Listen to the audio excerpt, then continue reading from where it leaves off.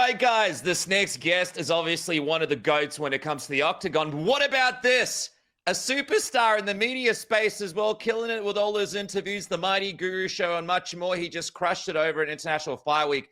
Joins me here today, fit me into his busy schedule. He's the GOAT of GOATs, Demetrious Johnson. Thanks for joining me, man. Thanks, man. Thanks for having me. Hey, dude, I was just telling you off camera how much you killed it on International Fight Week, right? Like, you were out there, you were crushing it with interviews. You just did the Mighty Guru show. But tell me, what was it like being there? You were obviously around Tom Aspinall, someone you know really, really well, and not being able to see this Tom Aspinall-John Jones fight, right? Like, that was the fight we thought we would get at International Fight Week. And I know a lot of us said, all right, it probably won't happen. But it was kind of surreal just seeing Tom standing around there without a fight, not really with an opponent. John Jones retiring the week before like that. It's kind of wild. Yeah, I think the biggest thing. I'm sorry, I'm just gonna try to fix my camera just because it's all good, I'm man. I'm not liking the way it's for me being like a professional. It just doesn't. You got too many views now for an angle like that, brother. You need good angles now. Here it there is. we go. That's good enough. That's the best way to get it. I'm so fucking busy. So I mean, yeah, when I was there, I wasn't really focused on International Fight Week, the fights itself. I was more focused on, it's the one time of the year where all the athletes who come to Vegas, they're all there. So I was like, okay, let's try to get the best interviews that we can. So we ended up getting Alex Volkanovski, Dom, DC, Mikey, and we did Izzy's podcast, and we also did Ariel Rawani's podcast. So it was a good time. And, as far as John Jones versus Tom Aspinall not happening, it is what it is. I mean, I think everybody and their mom around the world has been talking about it, and I'm happy to see Tom Aspinall get the opportunity to actually be an active champion in heavyweight division. You're obviously on the Mount Rushmore of greats, and John Jones is obviously on there too. But do you feel like what happened over the past year hurts his legacy at all? Like, 200,000 petitions signed. People were like, if this fight doesn't happen, we're tuning out of the UFC. Like, does that damage a legacy, do you think? Or is it like something just washes away after some time? I think it washes away after some time. I think everybody's going to forget. I mean, we still can't take away the fact that John Jones has done amazing things inside the octagon. Most title wins in UFC history. So I think, it's always funny to me because Twitter and Instagram and social media, the internet is a funny place. It doesn't exist unless you go on it, right? So yep. I'm sure, when John Jones looks at his bank account, when he looks at all the things, all his belts that he's been able to accomplish, I think the last thing he's worried about is that 200,000 petition thing to strip John Jones. Did you see Dana White at the post-fight press conference was like, well, John is lying. I was telling the truth.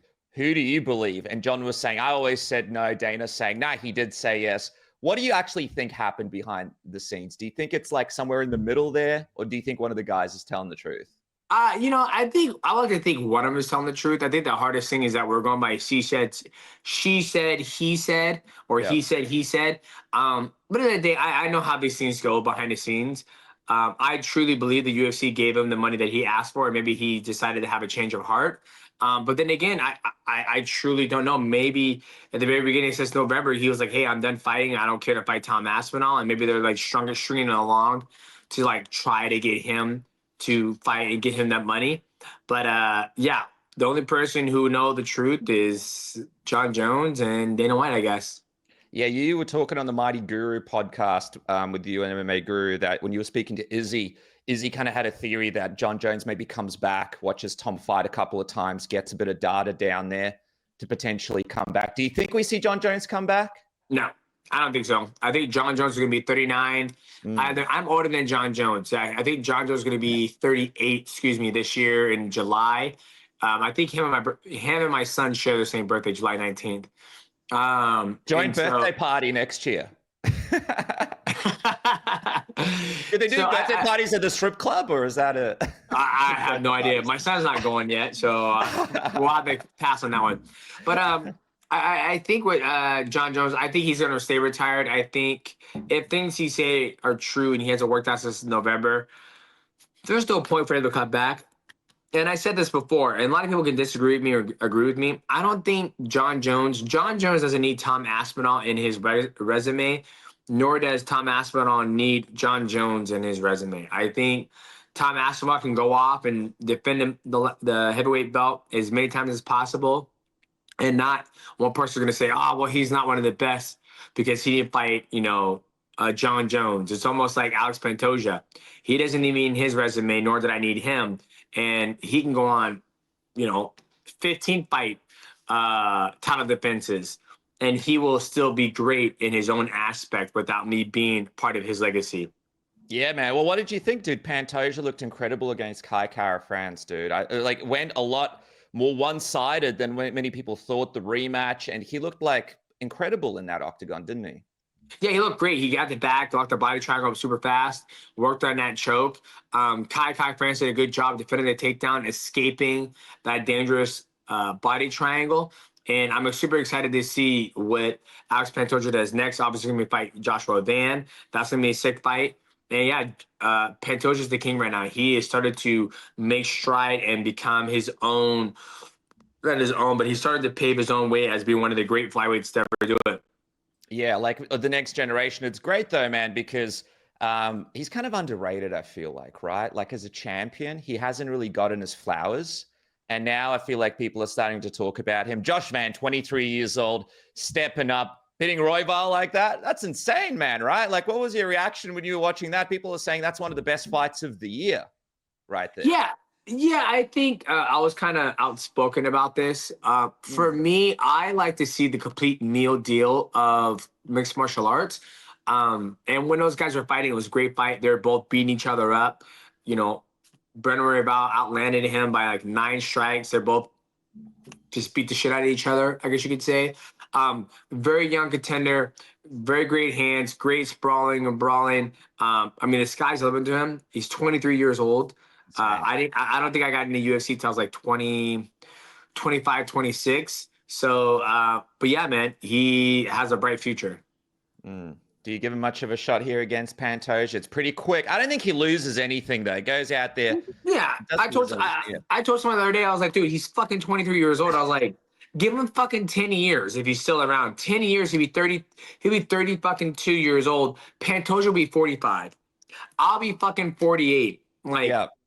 Let's look at the time zone. So like even when I not time zone, but look at the time frame. Like even when I looked at Paddy Pimblett, you give him 5 more years in the UFC.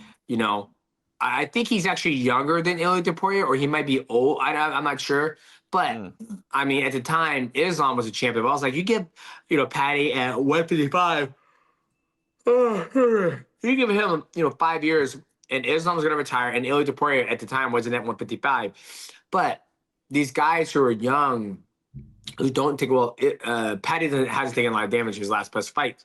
But I think the only thing that's going to hurt Van is that if his style, if he continues to have wars like that, I think 10 years of fighting like that is not going to be conducive to your health. Yeah, it's interesting, man, because a lot of the guys on the way out, like the Charles Oliveira's, a lot of these guys have been through the wars, and it's a good point with Van. A lot of people are wondering if Pantoja beats a couple more contenders, does he move up? Does he fight like a Merab? Does he try for a second belt? What do you think? Like, would you want to see that? Fuck that. Stay at your division, make as much money as possible, and get the fuck out. Yeah, love it. No, hey, there's no reason to go up and get Merab. It'd be a tough one, you reckon? Oh God, yeah, I would. The Georgians are taking over, bro. What did you make of Ilia Topuria putting out Charles Oliveira like that? Brutal. It was great. I think Ilia Topuria is a special unicorn, a special athlete. He's very good about getting to where he needs to be in the fight and then executing. And beautiful jab, beautiful footwork, beautiful exchange. That was like my fight of the night, just because when a fight starts, there's supposed to be a progression to the beginning to the end. And when you see them, there's a progression where it went to the ground. He passed his guard. He crucifix. Then he attacked the leg. Then he was going for a heel hook. And then he went for a sweep. Then it finished the sweep. Then they both came up. And that's like my, I'm a fucking MMA nerd, right? Like I love the full embodiment of like, boom, I'm taking you down. And I just love that about fighting. And that was an amazing display of mixed martial arts at its finest between two the best athletes in the world. I've always loved your mindset. You've had this championship mindset that set you apart in my book from most other athletes in the sport. And Ilia Topuria, it's interesting that you mentioned he's like a unicorn. He's got a very interesting mindset as well, different from yours. But this is a guy that's like doing a celebration the night before the fight. He, is predicting the rounds. He's super confident in himself. But then a part of me is like, well, that is a part of his process. Like he needs to maybe do that to get to that octagon and perform at that level. A lot of it is mental, right? Like how do you sort of break down the mental game of Ilia Topuria? Very interesting. I can't speak too much about it because I never trained with him, but I feel there's something to be said that I feel he can, I feel he'll be able to watch somebody and him and his team can basically isolate where they can take advantage of somebody, and they do a good job about doing that. So I would love to go train with them just to, chat with him about that and feel that part, because like I felt like after, I think I watched that Ilia Topuria versus Charles fight, like, I don't know, probably 25 times. And I felt like he drew him into that exchange. And they know that Charles walks forward, head high up, and he always throws a right hand before he throws anything. He's not a guy who's jabbing and moving and pop, pop. Like, he's not hard to find. And typically when Ilia Topuria goes about his fights, he has to find his opponents because nobody's going to stand in front of him. So you look when he fought Max Holloway, Max was not staying in front. He was moving, making it hard to fight him. You look at if you look at like Ilia Topuria, when he fights these guys, he has to find them. Once he finds him, he's able to put him out. So with Ilia, I feel like he has some type of strategy inside his camp that they can look at somebody, isolate where they can take advantage of him and get there. What do you make of this Paddy Pimblett fight potentially being next? It's interesting, like you mentioned, Paddy's 30. He looks like he's about 25, but he's 30.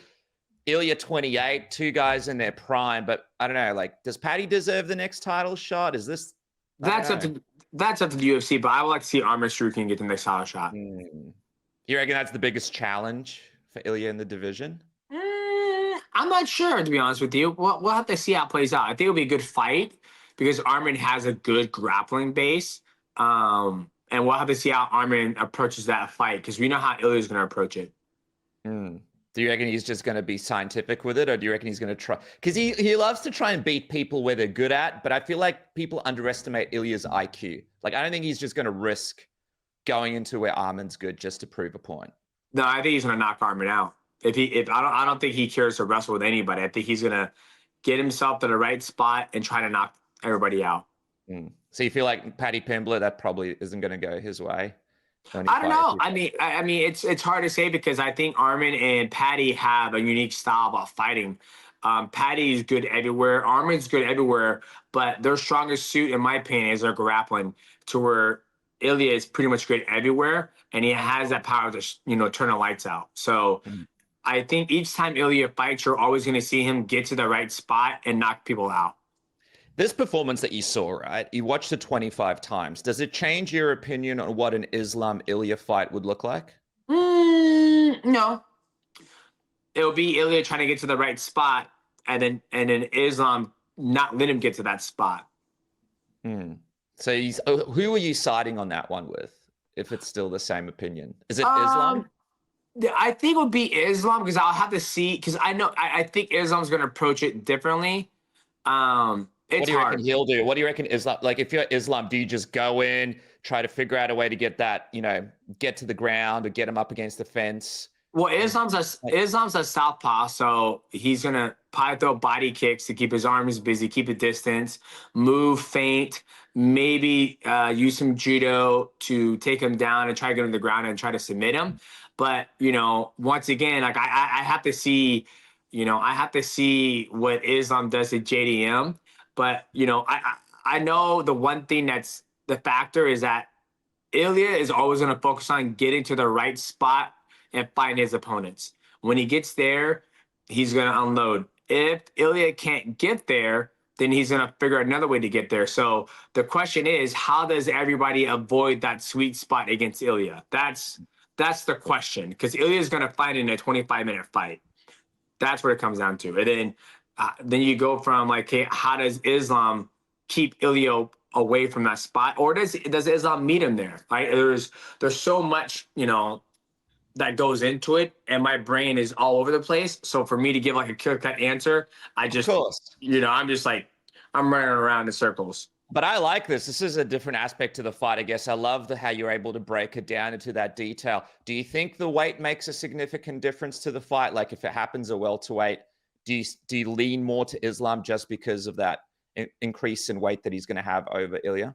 Not honestly, no, not necessarily. No, I don't think so. Because I think Ilia will be 170. I mean, he walks on 174 from what I heard. So He's not big though at lightweight, man. You saw him next to Charles. He didn't look very big for the division. Charles is tall, right? Charles isn't a thick boy. If you look at Ilia Topuria's core, his core is thick. It's a functional core. Charles is just taller. Oh, dude, it's going to be crazy. And by the way, with that JDM Islam fight, are you excited for that? That's going to be a crazy fight, man, right? That's going to be not as easy as what people think. JDM's a tough challenge. Yeah, I'm excited for it. We'll have to see when it happens, man. We'll have to see when it happens. Yeah, it's crazy what's happening across all the divisions. Let me just quickly talk to, obviously, you were over there International Fight Week. You got a chance to spend some time with some fighters. Killed it over there. What was your experience like hanging out with Israel Adesanya, man? We're excited to see him come back. Do you have someone that you'd like to see him fight? Like, I know he's been talking about Sean Strickland. That could be a cool fight, right? That could be a nice one for him to come back against Sean in this next fight. Yeah, it's whatever he wants to fight, to be honest with you. I mean, I just want Izzy to be happy and have a good time. Hanging out with him was always a good time. We just chopped it up, did his podcast, and he was busy. Like, I'm so far removed from the UFC and International Fight Week itself that I'm just there to do my content and get the fuck out. Hey, dude, by the way, congratulations on the big podcast with Guru. You guys are killing it, a couple episodes. And what do you reckon, man? Like, you guys took a chance on yourself, and the podcast is killing it. Like, everyone's loving it. Big views. Pretty crazy, man. Yeah, I mean, I always believe in my content. I believe in my work, and he believes in his work and his content. And we've done so many videos together. And I think the community's been asking for this type of show, and we're able to deliver. So we got so much stuff down in the pipeline that I think a lot of the fans are going to be excited for it. Oh, cool, man. What do you reckon works? What is it about the dynamic that works between you two? Just because we're fucking honest. We're honest. Like, I respect his opinion and where he's coming from, and he respects my opinion where I'm coming from. You know, I fought for 20 years. He's been a fan for a very, very, very long time. And we both do our own thing. And then we come together and we collab. And then we separate and go do our own thing. And that's what I think makes the dynamic so good, where I can see where he's coming from and he can see where I'm coming from. Yeah, that's awesome, dude. All right, man. Well, as we wrap up, you're busy, man. I want to bring up what's coming up on the channel. What can people look out for? You always got something cooking. I can't tell you guys. That's why it's a secret? You can't even tell me what's going on? No, I don't tell anybody what I'm doing. I'm moving in the shadows. I got stuff cooking right now, and that's where my brain's at. It's like, I'm like, you're talking about fights. And I'm like, I got so much shit. I got to call this man back. And, but yeah, we just got a lot of stuff coming up on the channel. So everybody stay tuned, Mighty Gaming, and then MightyGuru podcast. And then obviously the Mighty Cast, we got some great interviews coming up. And yeah, man, just stay tuned.